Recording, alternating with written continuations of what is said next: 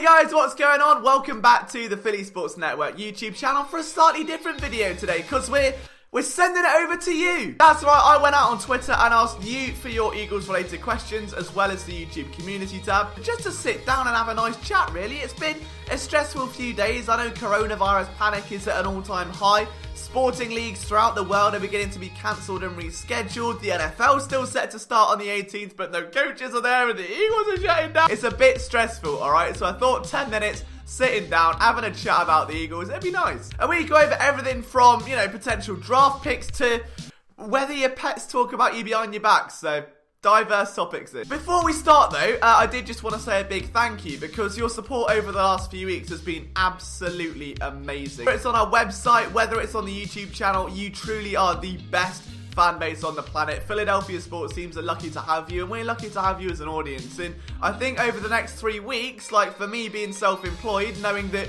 I run a sports website and there are no sports happening, it's a little bit stressful. So right now, the fact that you guys are still taking time out of your day to watch our content or to read what we put out, it means everything. So just thank you for being so supportive. But we're going to start today's episode with Perfect Tommy 26, who asks, when are the Eagles going to actually develop talent instead of relying on vets? You need that to win in today's NFL. I think it'd cut down on injuries. I mean, you're not wrong, and I definitely think Howie Roseman has realised that. Like, it only took him a few years, but in that end of season press conference, when he came out and said there's a direct correlation between players with injury history and then players getting injured again, it's like, well, I mean, that took you 6 off seasons, but we got there. But I think the main issue here, A, is going to be coaching, which the Eagles have had a massive overhaul. We know that they've now got an offensive coordinator boy band and a lot of positional changes as well, like Mark and Manuel, for instance, of the new defensive backs coach, and obviously Aaron Moorhead at wide receiver. So 2 key areas or positions of weakness for the last few years. Now getting stern coaching changes, that could be an improvement. The medical staff has also been reinvigorated, which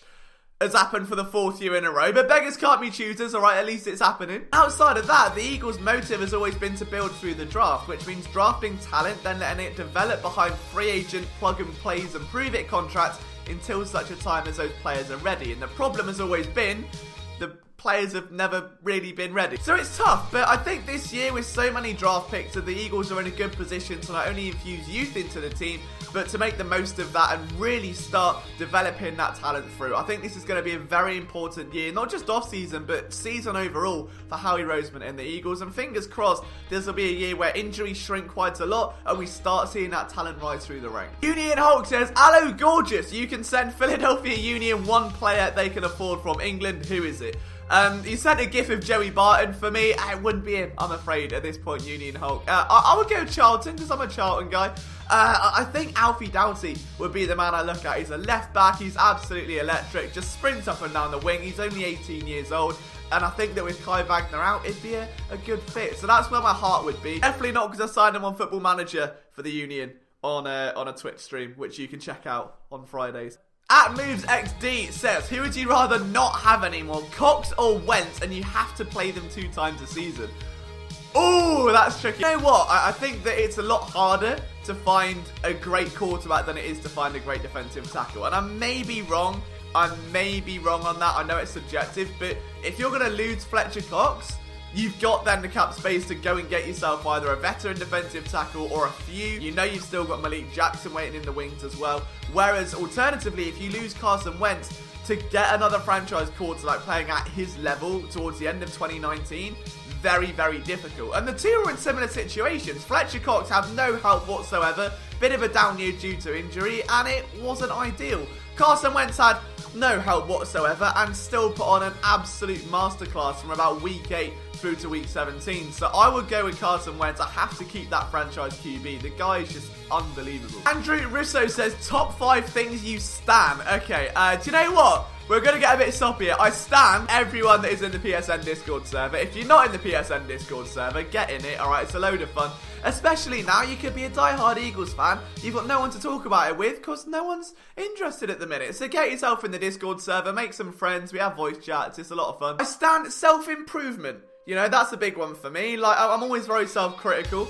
I think it's an important trait to have where you've got to look at yourself, not just from work, but a personal perspective as well, and make sure you're doing the right things. And as long as you get better every day, even if it's a tiny step forward, like getting out of bed or getting up a bit earlier or doing a bit of exercise, whatever it may be, then I'll stand that. That's good stuff. The 1975, I could never not stand. I could never not stand that band. Charlton Athletic, kind of have to for the brand, favourite football team, can't go wrong. Every writer at Philly Sports Network, I think I'm so damn lucky to have a group of writers that have become a family. Like, it's not just friends and stuff now, it's a genuine family. Like, everyone looks out for each other so much. And to know that it went from me in my bedroom at 19 years old, covering all 5 teams, to now nearly 30 of us who are all really close, want to help each other out in every facet of life. We get to see our writers get married and engaged and have children and all these amazing life events. Like, it's such a really cool thing to be a part of, and I'm very lucky. So I think that is definitely up there. And healthy relationships in 2020, alright? That's what we stand. We're at self-improvement,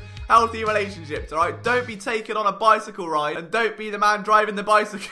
I don't know what that means. You know what I'm trying to say, alright? Just look out for one another. Whether it's as friends, as more than friends, whatever it is. Just be healthy and make each other smile. Life's too short. Eddie Oscar says, I just saw the free agent video, and although it was a great vid, I can't say I agree about letting Jenkins go. No one has half the locker room presence he has, and with a terrible secondary the last 2 seasons, he's still carried more of a load than any other defender other than maybe Cox. I understand his age isn't helping, but you can't be ages to a guy who's yet to go down injured. Could you please expand upon your reasoning for letting him walk in free agency? Do you know what? First of all, thank you for being so respectful with the question and not just shouting, Jenkins has got to stay, how dare you? Right, you know, there's a difference and it's really respectful. There is naturally a concern. Like, I mean, do you know what? If it was my way, Eddie, I would have paid Malcolm Jenkins 2 years ago. Like, it's that simple. I think the Eagles did Brandon Graham dirty. They should have paid him after he had his big year. Then they waited another 2. They've done the exact same with Malcolm Jenkins. Like, there is a trend there of not rewarding good play unless you are a cornerstone player. And Jenkins was. He was one of those players given that new deal in 2016. I think the issue now is they missed the boat last year. There were some really good safeties on the board you could have brought into draft and then let Jenkins walk. Someone like a Chauncey Gardner-Johnson, who slipped all the way down into the deep depths of day 2, was still there. And they let him go, and instead Malcolm Jenkins and Rodney McLeod, now both free agents, you've got to make a decision. The problem now is that they've waited too long, and Jenkins, for 3 years in a row, has never missed a snap, has played every single game at a good level, has been constantly among the defensive leaders, and now he's got a worth of a top 10 safety, and there's no denying that. The issue is, giving him that guaranteed money is against Howie Roseman. Like, if it was me, I'd absolutely do it. But Howie doesn't like giving guaranteed money up front year 1. He likes to laden it with incentives, which you can't give Malcolm Jenkins. You can't say, right, Malcolm, you get all your money if you play 100% of snaps, because it's going to happen. You can't say if you get a certain amount of tackles, because it's going to happen. If the team make the playoffs, it's going to happen. There's no real way of manoeuvring that against someone that intelligent, where he knows his worth, he knows he wants the guaranteed money that other safeties above him get. So they've waited too long. His value's probably exceeded what the Eagles are looking to pay for him, and they may just have to let him go because he's not going to take a cheaper deal or a cheaper first year. What he wants is a bulk guaranteed up front, bulk guaranteed spread out, as opposed to what he's had before. Bearing in mind, he's played the last 2 years with 0 guaranteed money. That is not an ideal situation. Imagine working for your employer right now and they say, your salary isn't guaranteed, but if you turn up for work, we'll give it to you. But if you hit these targets, then you get all of it. Like, that's not good. That's not a good way of doing business. And Jenkins realises that, and he wants to get his payday. So that's the reason why. I think they've left it too long. They want to stay cheap at the position. Is it making a mistake? I think the mistake's already been made, and they just have to live with the consequences by now, if I'm honest. Like, it's too little too late. And they've got to sleep in that bed. If it was me making that decision, I'd sign him, but I don't think Howie's going to share that same vision, I'm afraid. Since the Eagles were rewarded 3 decent draft picks, says Parmesan18, would you trade picks to move up for Henry, Ruggs, etc.? It's tricky. I think you have to look at the NFL draft value chart. And bearing in mind as well that if quarterbacks are on the board like they were in 2017, it's probably going to be very costly to move up. You can't just do it and go, oh, here's a second, a third, and a pick swap, and voila. It's going to take a lot more to budge because teams know the value that are there, especially, as we said, it could be very QB-heavy first round. So I don't know. In a very worst case scenario, you're going to still have Deshaun Jackson. Greg Ward could be a slot guy. So I think if you're going to get Ruggs, you'd be better off as well getting someone like a Devin Duvernay or a Brandon Ayuk or a double dip. You also gonna need a WR1. Like, I think CD Lamb would be the perfect wide receiver one for this offense. I love the idea of a Denzel Mims, but do feel he needs some development. And the problem is, you've got JJ Arcega-Whiteside, who's built in the exact same vein as Olshon. So where would that leave him if you do go with it? Either way, we're getting too deep. I would definitely trade up for one, depending on what the cost is relative to that first round. Wahab asks, why does the letter C exist? Why does it do K's and S's job? It's a scrounger, mate. It's a terrible letter. It's just running around stealing. I'm not happy with it. But I'd say it's variety, Wahab. Yeah, I think of like every letter. Think of every word with a C, like can, can't. Well, it's just two. Canister. Anything without can at this point. Cardboard. Chips. And then you put like K's and S's instead. What are you going to do?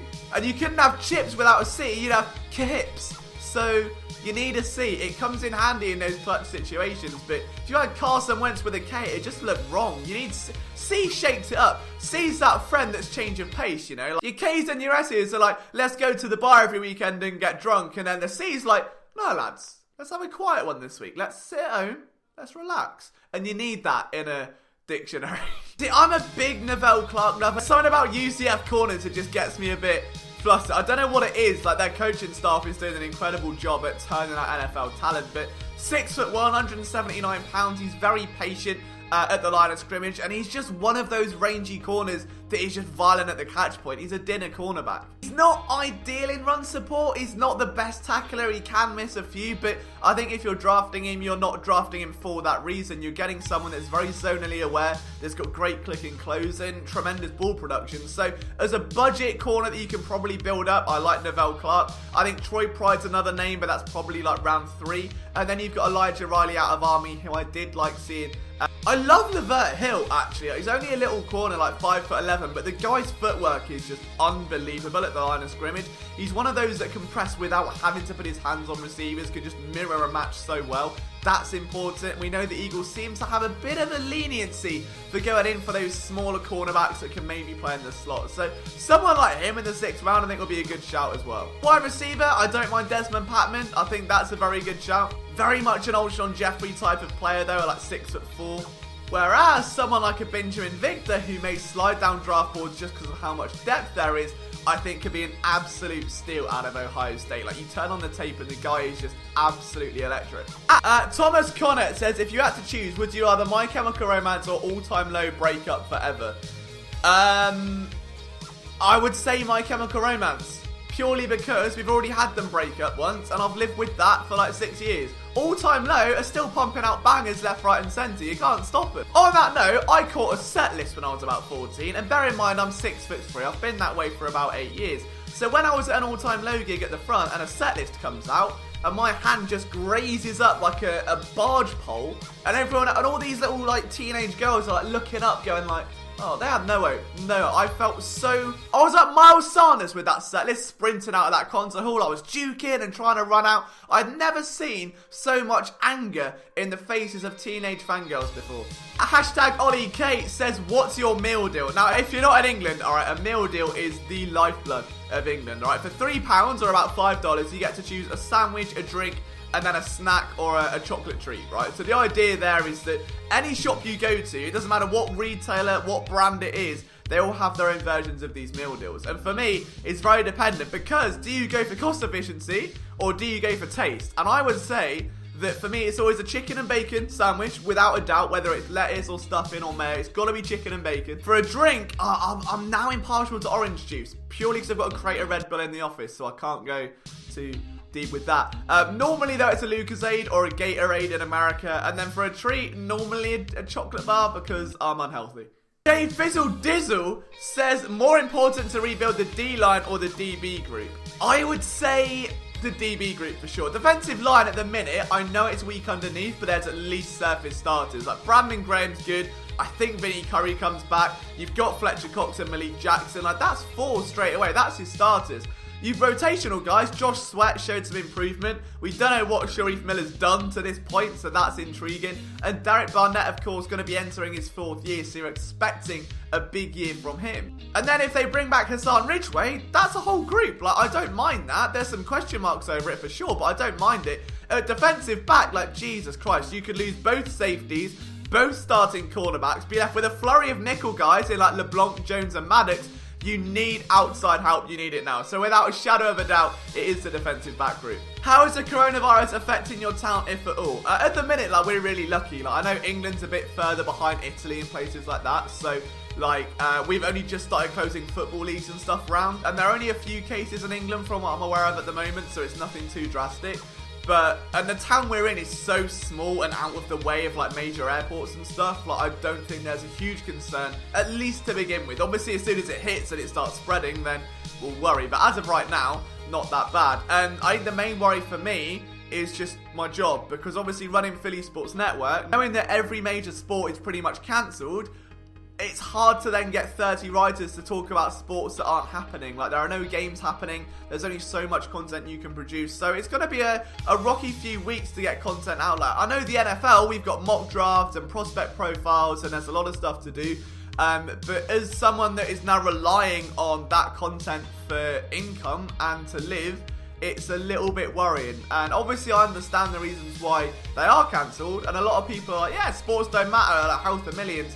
It's cool, but it does downplay people like agents, people like photographers, people like journalists, like myself, who do rely on that industry as a form of income. So it has hit pretty hard in that way. And you may see some outside the box content coming pretty soon. Philly Sports Network, never heard of them before. It says, hi Liam, love your voice. It's so nice and lovely. Wow, how could anyone hate it?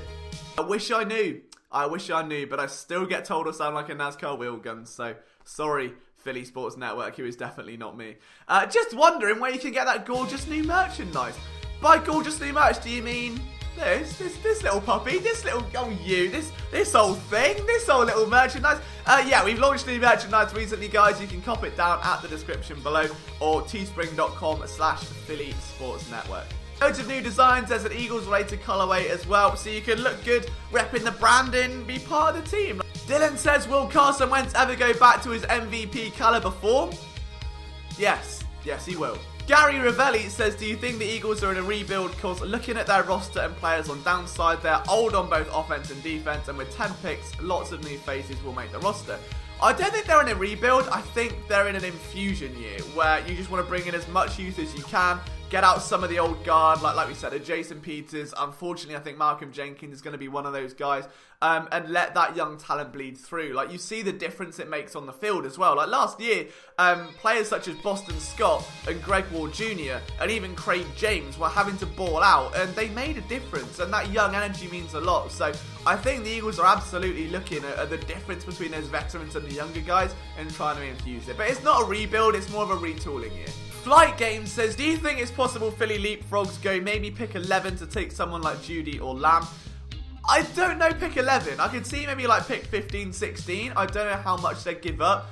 It would have to be on draft night for sure. And it depends on the quarterback market. But I could see it. Eddie Oscar says, do you believe Dak Prescott deserves the contract Dallas is offering him right now? No. But they're going to overpay him. Harry was very smart there, so props to him. But that is it for today's Q&A, guys. Thank you so much for taking the time to watch this video. If you are new around here, if you can hit that subscribe button, that would be fantastic. From myself, Liam Jenkins, you guys are unbelievable. It is a blessing to do this every day. If you want to follow me on Twitter and ask questions for the next video, at Liam Jenkins PSN. From myself, I'll see you soon.